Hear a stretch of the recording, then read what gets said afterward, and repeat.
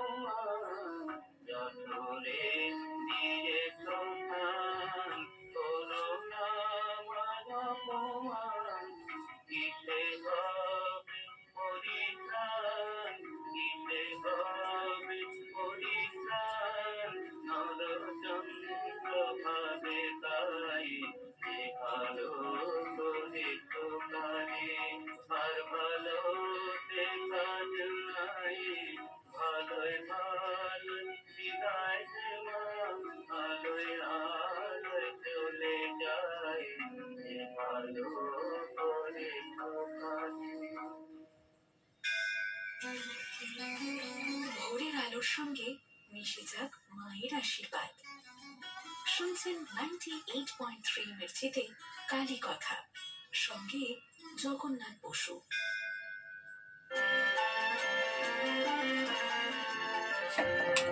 কালী কালী বল রসনা, কালী কালী বল রসনা, কালী কালী বল রসনা, কালী কালী বল রসনা, কালী কালী বল রসনা, করো কত চাই অমৃত পান, করো কত চাই অমৃত পান, যদি পথে প্রাণ থাকে বাসনা, কালী কালী বল রসনা।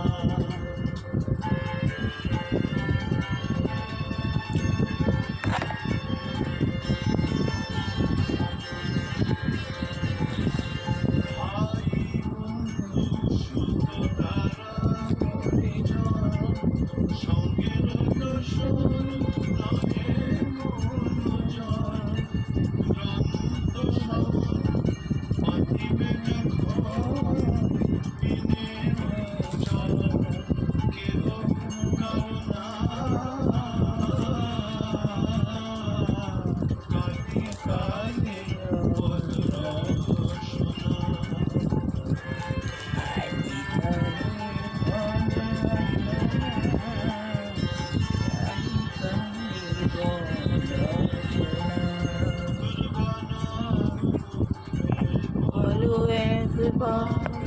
গণেশায় নমঃ গণেশায় নমঃ গণেশায় নমঃ।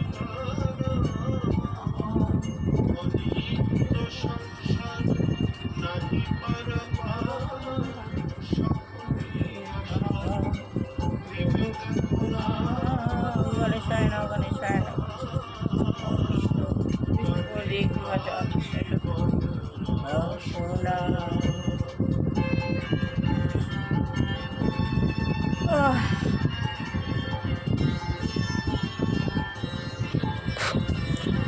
আত্মা শান্তি মাঝখানে অবস্থিত সুন্দরী দেবতা শান্তি তাই সেবা করে জেনে মেসে কবিতে ডিসচার্জ সঙ্গম দোষী ফলো করবার জন্য অ্যান্ড হয়ে বিয়ে করে শেখ হয়ে পাঠ এবং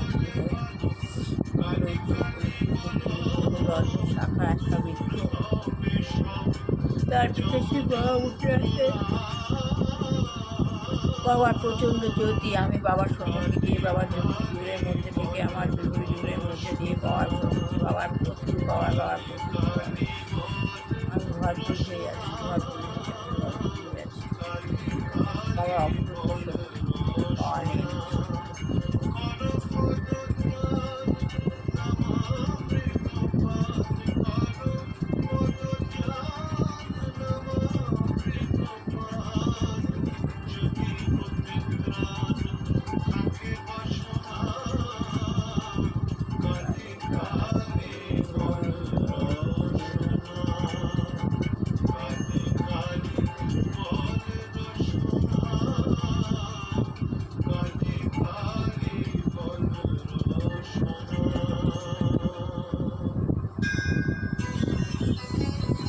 কেমন লাগছে কালী কথা? আপনার মতামত আমাদের জানান হোয়াটসঅ্যাপ করে 7890983983 নম্বরে। আর শুনতে থাকুন কালী কথা 98.3 মির্চিতে। শুনছেন কালী কথা শুধুমাত্র 98.3। বাবার পাওয়া নিয়ে আস্তে আস্তে নিচে নেমে আসলাম।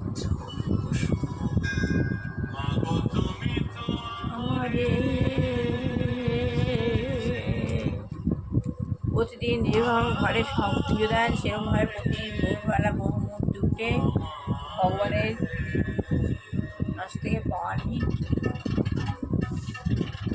আপনি স্টেজের হয়ে যাবেন। এটা প্রতিদিনকার কাজ, এগুলো প্রতিদিন নতুন পুরনো হয় না, সনাতনভাবে রোজ করতে হয়। সেই গুরুদেবগুলো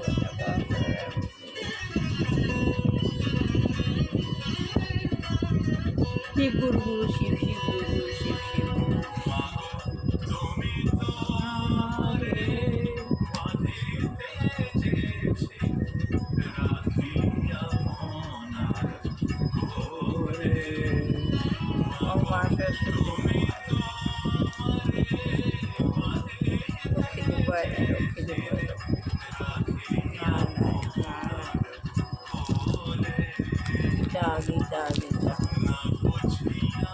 এই হলো আমার গুরুদেব।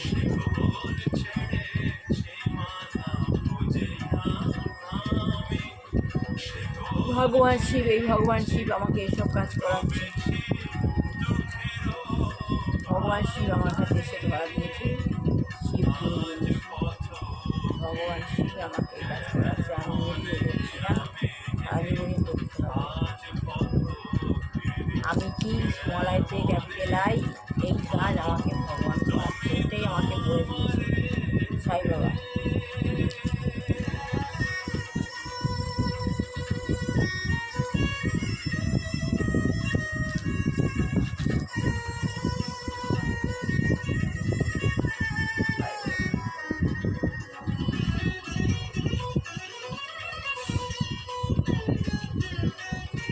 আত্মজ্ঞান লাভের পন্থা। আত্মজ্ঞান লাভ না হলে আমাদের জ্ঞান হবে না, আমরা বুঝবো না আমাদের কাজ কি। তবে আমরা স্মল ভাইতে ক্যাপিটালাইজ হব। আমাকে ভগবান এটাই বলেছে, এটাই আমি করছি।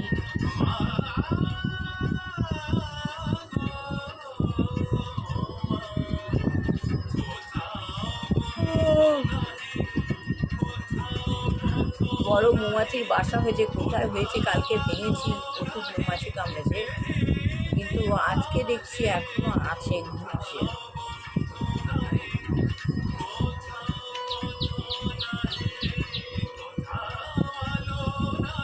তাহলে কিন্তু বৈদিক সভ্যতা অন্যরকম। বৈদিক সভ্যতাটা কি? বৈদিক সভ্যতা অন্যরকম। তাহলে আমরা কি? আমরা মানুষ হয়ে জন্মেছি, কর্মীরা কাজ করছি, গাধার মতো উদ্দেশ্যহীনভাবে কর্ম করে যাচ্ছি আমরা।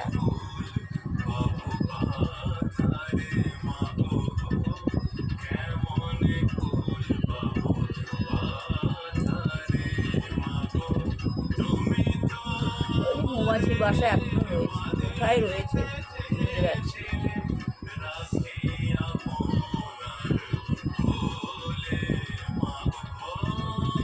বৈদিক সভ্যতাটা অন্যরকম। এই অভিযোগটি যথার্থ নয়। বৈদিক সভ্যতায় মানুষ মোটেই অলস ছিল না। বৈদিক সভ্যতায় মানুষ মোটেই অলস ছিল না। তারা উন্নত বিষয়ে প্রচেষ্টায় ব্যস্ত ছিল। প্রহ্লাদ মহারাজ জোর দিয়ে বলেছেন যে এই ব্যস্ততা এত গুরুত্বপূর্ণ যে শৈশব থেকেই তা শুরু করা উচিত। এই ব্যস্ততা এতই গুরুত্বপূর্ণ যে শৈশব থেকেই তা শুরু করা উচিত।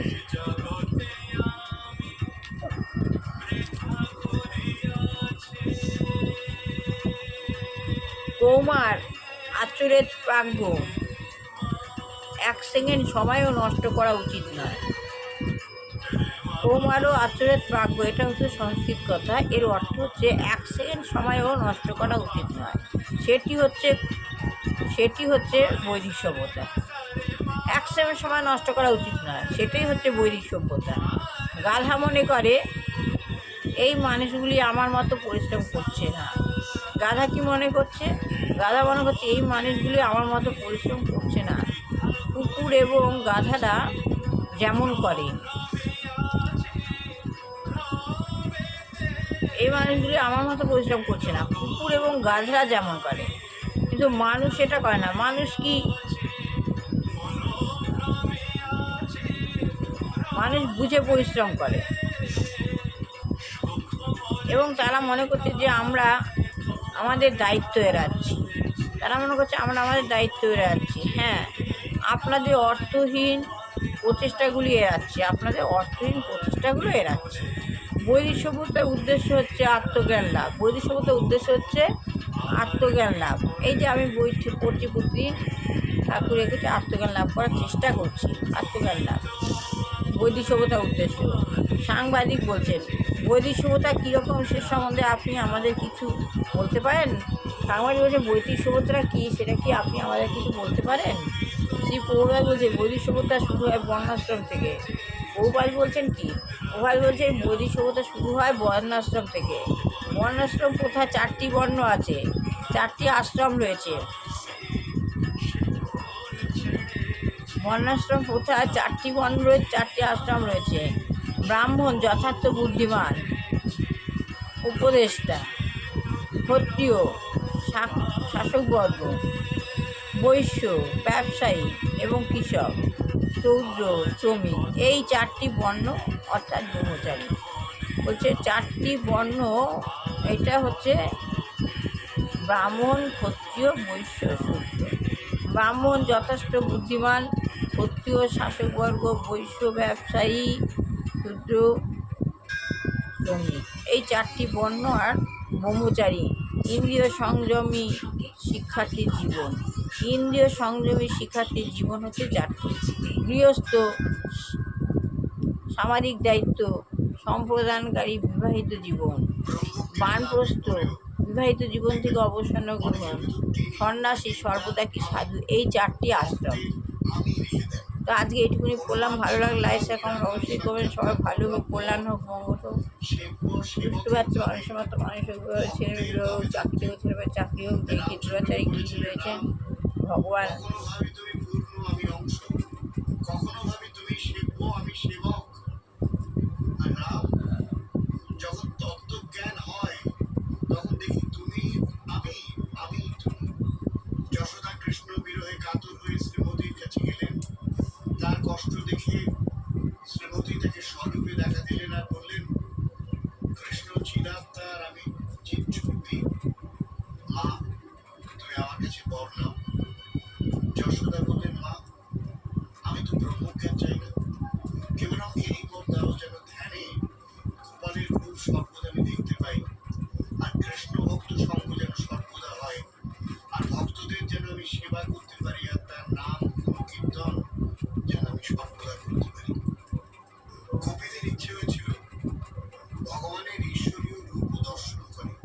কৃষ্ণ তাদের যমুনায় ডুব দিতে বললেন। ডুব দেওয়া যাওয়া উনি বৈকুণ্ঠে সবাই উপস্থিত। ভগবানের সেই ষড়ৈশ্বর্যপূর্ণ রূপ দর্শন হলো, কিন্তু ভালো লাগলো না।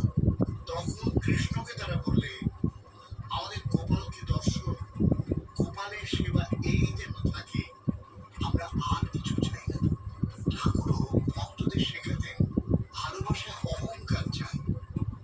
অহংকারী ও দোষদর্শী হাজরাকে উদ্দেশ্য করে বলেছিলেন, হাজরাকে তাই বলি, আমি বুঝেছি আর সবাই বোকা, এই বুদ্ধিটি সকলকে ভালোবাসতে হবে, কিন্তু পর নয়, সর্বভূতেই সেই হরি রয়েছে। প্রহ্লাদকে ঠাকুর বললেন, তুমি বর নাও। প্রহ্লাদ বললেন, আপনার দর্শন পেয়েছি, আমার আর কিছু দরকার নেই। ঠাকুর ছাড়লেন না। তখন প্রহ্লাদ বললেন, যদি বর দেবে, তুমি এই বর দাও, আমায় যারা কষ্ট দিয়েছে তাদের যেন কোনো অপরাধ না হয়। এর মানে এই যে হরি এক রূপে কষ্ট দিলেন, আর সেই লোকদের কষ্ট দিলে হরি নিজের যে কষ্ট হয়। শুনছেন মির্চির কালী কথায় জগন্নাথ বসু আপনার সঙ্গে। তাহলে আজ এইটুকুনি বললাম। ভালো লাগে লাইক শেয়ার কমেন্ট অবশ্যই করবেন। সবার ভালো হোক, কল্যাণ হোক, মঙ্গল হোক। বুঝতে পারছো বিয়ে হোক, চাকরি হচ্ছে না, চাকরি হচ্ছে, এলুয়াচার ইংলিশ হয়েছে, আমাদের পরিবেশ খারাপ করছে, তাকে সরিয়ে নাও, না হয় চেতনা দাও। আর যে গিয়ে রোগগ্রস্ত বৃদ্ধা, কোনো যুবক কোনো বাচ্চা বেবি রয়েছে, ভগবান যেন তাদের মুক্তি দেয়। আমার ছেলে বৌমাকে ভালো রেখো, খারাপ লোকের থেকে রেখো, কাজে উন্নতি দিয়ে রক্ষা করো। হরে কৃষ্ণ। হরে রাম, হরে রাম, রাম রাম হরে কৃষ্ণ, কৃষ্ণ কৃষ্ণ হরে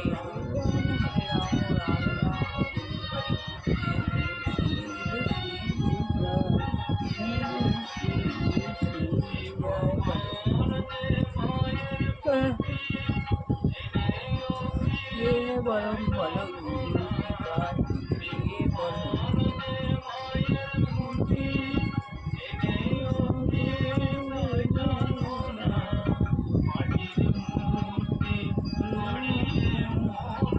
তো আজ আমার ভালো লাগলে লাইক শেয়ার কমেন্ট অবশ্যই করবেন।